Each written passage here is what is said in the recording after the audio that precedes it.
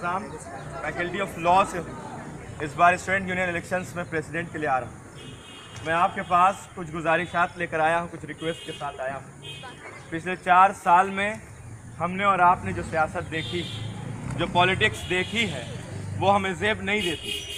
हमने सियासत देखी है रीजनलिज्म की, हमने पॉलिटिक्स देखी है कट्टे और तमंचों की, हमने पॉलिटिक्स देखी है नफ़रत की और वायलेंस की।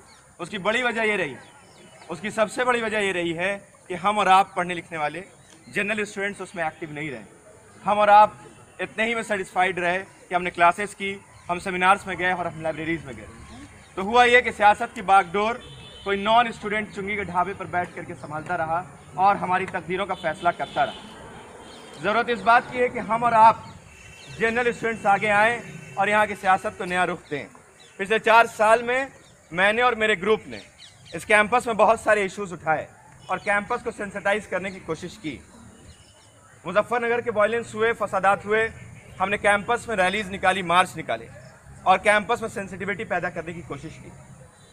जब कम्युनल वायलेंस बिल को पास होना था, हमने 20,000 सिग्नेचर जमा किए, एक सिग्नेचर कैंपेन चलाया और वो हमारे पास 20,000 सिग्नेचर्स आज भी रखे हैं।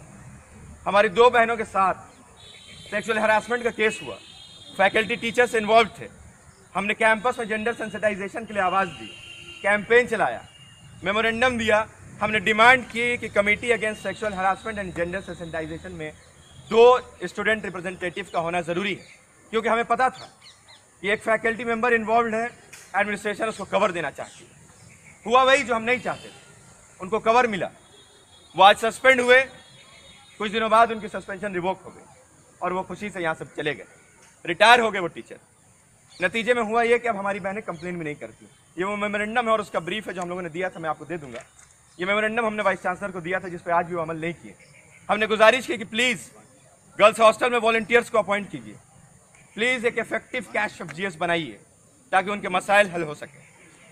हम ये बताना चाहते हैं, हम अपनी तारीफ नहीं बयान कर रहे, हम आपके सामने अपनी बेबसी बयान कर रहे हैं, हम अपनी मजबूरी और अपनी लिमिटेशंस बयान कर रहे हैं कि हमने आवाज़ बुलंद की, लेकिन वो आवाज़ बाबा सैयद के बाहर नहीं जा सकी। हमें वो कामयाबी हासिल नहीं हुई जिसके एक्सपेक्टेशन हम करते थे, हम फेल कर गए। वो 20,000 सिग्नेचर्स भी जो हमने लिए थे, वो हम सबमिट करने के लिए दिल्ली के पास गए। उस वक्त UPA 2 थी। हमने हर दरवाजे पर दस्तक दी और हमें नकारा गया। हमने जिल्लत का सामना किया और हम वापस आ गए। फॉर्मेलिटी के तौर पर माइनॉरिटी अफेयर्स मिनिस्टर के रहमान खान ने वो सिग्नेचर्स रख लिए। इसकी वजह यह थी कि हमारे पास एक स्ट्रॉन्ग स्टूडेंट प्लेटफॉर्म नहीं था, हमारी आवाज़ में वो दम नहीं था जो हमें चाहिए था।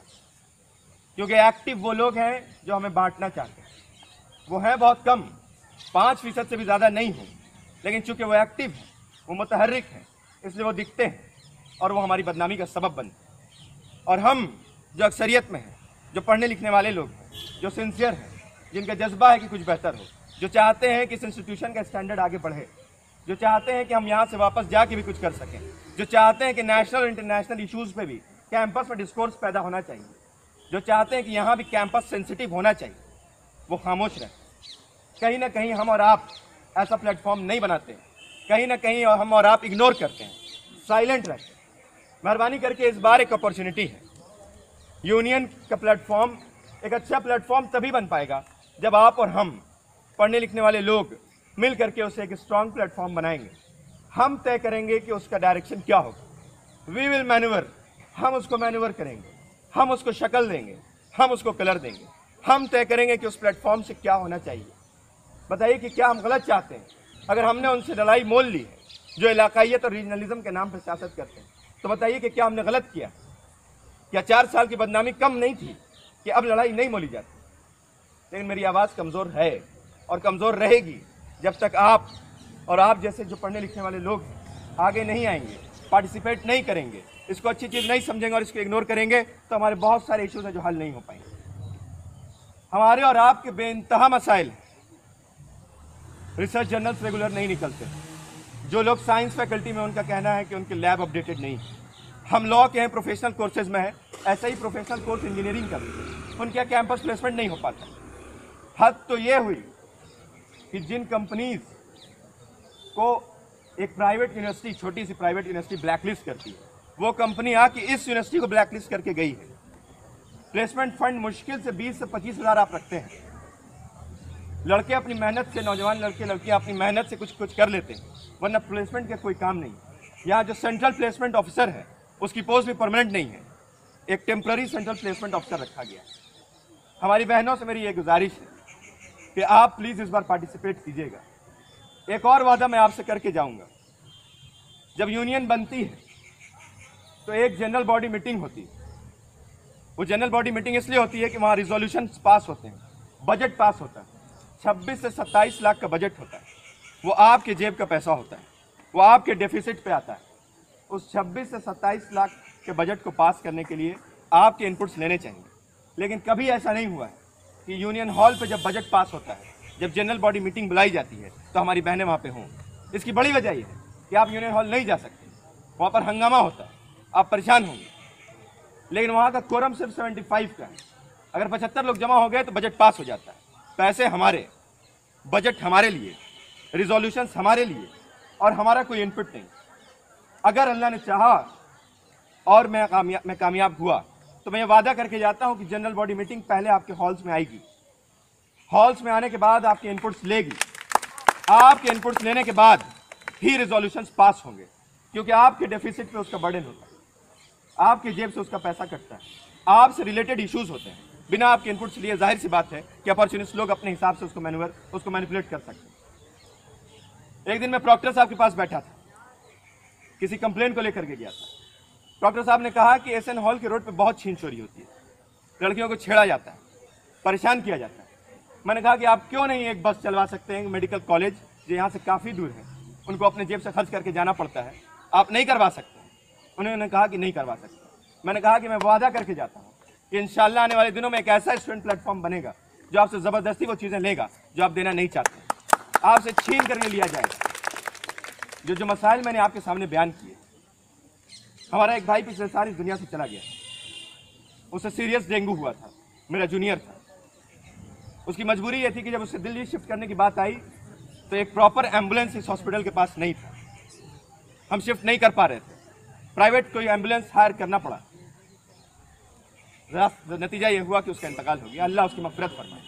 इनके पास पैसा नहीं है कि एक प्रॉपर एम्बुलेंस ले सके, लेकिन इनके पास पैसा है। प्रॉक्टर साहब ने 4 नई स्कॉर्पियो खरीदी, अय्याशी करते हैं उस स्कॉर्पियो से रात दिन, लेकिन एक कायदे की एम्बुलेंस नहीं ले सकते। तलबा के लिए ये इदारा और यहाँ की इंतज़ामिया कुछ नहीं करना चाहती।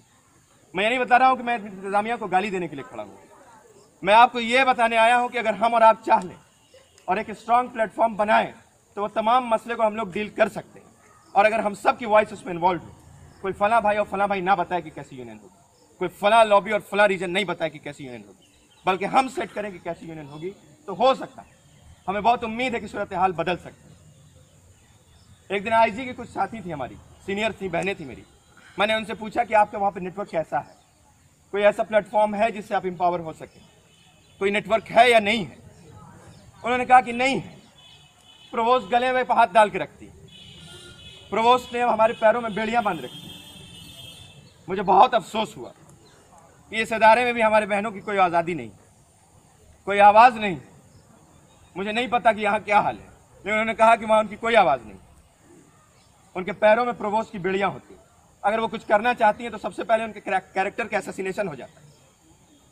मैंने कहा कि आप यूनियन आए ना आए, प्लीज़ कोई ऐसा प्लेटफॉर्म बनाइए, प्लीज़ अपने हॉल के अंदर में कुछ ऐसा नेटवर्क पैदा कीजिए, ताकि धीरे धीरे अगर नेटवर्क बनता है तो उम्मीद है कि हम और आप एम्पावर्ड हो सकते हैं, आप एम्पावर्ड फील करेंगी। कुछ इश्यूज़ को लेकर के चर्चे शुरू कीजिए, कुछ इश्यूज़ को लेकर डिस्कोर्स और डिस्कशन पैदा कीजिए। बताइए कि हमने गलत चाहा, मुझे उम्मीद है कि हमने गलत नहीं चाहा। यह हमारी ख्वाहिश है कि इस तरह की यूनियन बने। हमारे वाइस चांसलर साहब ने, जब हम यूनियन की डिमांड करने गए, वाइस चांसलर साहब ने कहा कि आपके तलबा, ये यूनिवर्सिटी के तलबा इस काबिल नहीं है कि वो यूनियन चला सके, वो करप्ट है, करप्शन फैलाते हैं, पैसे लूटते हैं, बेईमानी करते हैं। हमने और हमारे साथियों ने क्या जवाब दिया?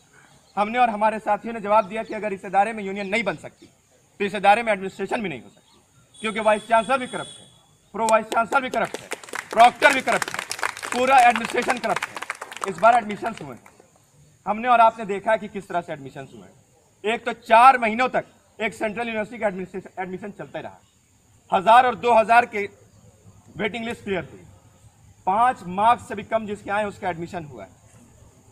ये सब इस वजह से हुआ है कि ये करप्ट, और ये सब इस वजह से हुआ है, ये मसले हैं। हम और आप डील कर सकते थे, लेकिन हमारे पास एक स्ट्रांग प्लेटफॉर्म नहीं था।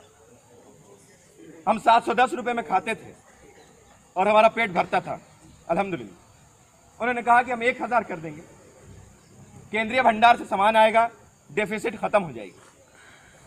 1000 का हुआ, फिर भी हमारा पेट भरता। उसके बाद हुआ कि नहीं, अब 15 दिन की डेफिसिट आएगी। हमने कहा कि आपका पेट नहीं भरता हो, इसलिए आपने 15 दिन के डेफिसिट का इंतजाम किया, वरना हमारा भर जाता था।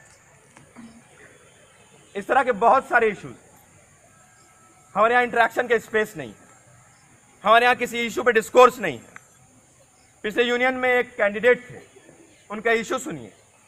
माइक पे सेंट्रल उस दिन फाइनल स्पीच में फरमाते हैं कि अगर यूनियन में आया तो हॉस्टल में कुत्ते बहुत टहलते हैं, उसे निकलवा दूंगा। आप बताइए कि एक इतने बड़े एजुकेशनल इंस्टीट्यूशन के पॉलिटिक्स के स्टैंडर्ड ये है कि वो कुत्ते भगाएंगे हॉल से। गौर कीजिए, ये गौर करने का मुकाम है, शर्मिंदगी का मुकाम है कि हमारे यहाँ का डिस्कोर्स, हमारे यहाँ के एजेंडे क्या हैं। हमारे यहाँ के पॉलिटिक्स का एजेंडा जब हम प्लेटफॉर्म पर जमा होते हैं तो यह है कि हमारे यहाँ की दाल गाढ़ी नहीं है, दाल पतली है, बोटियाँ 2 हैं। एक स्टूडेंट यूनियन, एक इतने बड़े इदारे के एजुकेशन इंस्टीट्यूशन के स्टूडेंट पॉलिटिक्स इन एजेंडों पे नहीं कर सकते। हम आपसे ये वादा करते हैं कि हम एजेंडा तय करेंगे, हम बड़े ख्वाब देखेंगे और दिखाएंगे। क्या हमारे स्टूडेंट यूनियन का विजन ये नहीं हो सकता है कि 5000 से ज़्यादा इनोसेंट यूथ आज टेरर केसेस में, फेक टेरर केसेस में सलाखों के पीछे है? क्या ये हमारा इश्यू और हमारा एजेंडा नहीं है? आप जा करके देखिए कि पिछले 6 महीने में 600 से ज़्यादा राइट्स सिर्फ यूपी में हुए हैं, छोटे बड़े वायलेंस हुए हैं। क्या ये हमारा एजेंडा और इशू नहीं है? क्या मैंने रिसर्च जर्नल्स की, इंटरेक्शन स्पेसेस की, लैब्स की, एम्बुलेंस की, आपके आने जाने कन्वेंस की अगर बात की तो क्या ये हमारा एजेंडा नहीं है? अगर एडमिशन्स में धांधली की, एडमिनिस्ट्रेशन की तरफ से करप्शन की बात की तो क्या ये हमारा और आपका एजेंडा नहीं है? प्लीज़ इस बार आप जैसे पढ़ने लिखने वाले सिंसियर स्टूडेंट्स आगे आइए। आप अपने हाथ में यहाँ की सियासत की बागडोर संभालिए। अगर आप और हम चाहें तो एक स्ट्रॉन्ग प्लेटफॉर्म बन सकता है, और अगर हमने और आपने मिलकर बना लिया तो उम्मीद है कि सूरत हाल बदल सकती है। मैं आपसे गुजारिश करूंगा कि प्लीज़ इस बार आप अपने फ्रेंचाइजी का एक्सरसाइज ज़रूर करें। ये आपका राइट है, आप उसको ज़रूर एक्सरसाइज करें। सोच समझ कर फैसला करें। एक इंडिविजुअल कैंडिडेट को देखें, उसके क्रेडेंशियल्स को देखें, उसकी टीम को देखें, उसके पास को देखें। प्लीज़ किसी फला भाई और फला भाई के नाम पे इस बार सियासत मत होने दीजिएगा। मैं आने वाला था, किसी ने मुझसे कहा कि बहन अब आपकी बहनों को मैनेज करना बहुत आसान है, पेस्ट्री और बिरयानी पे मैनेज हो जाए। मैंने इनकार किया, मैंने कहा कि नहीं, ऐसा नहीं हो सकता, स्टैंडर्ड ऐसा नहीं है, तुमने कम आंका है, हम ज़्यादा ऊंचा देखते हैं। क्या बताइए हमने गलत कहा? अगर सही कहा तो प्लीज़ इस बार इलेक्शंस में दिखा दीजिए कि हम सोच समझ कर फैसला करते हैं।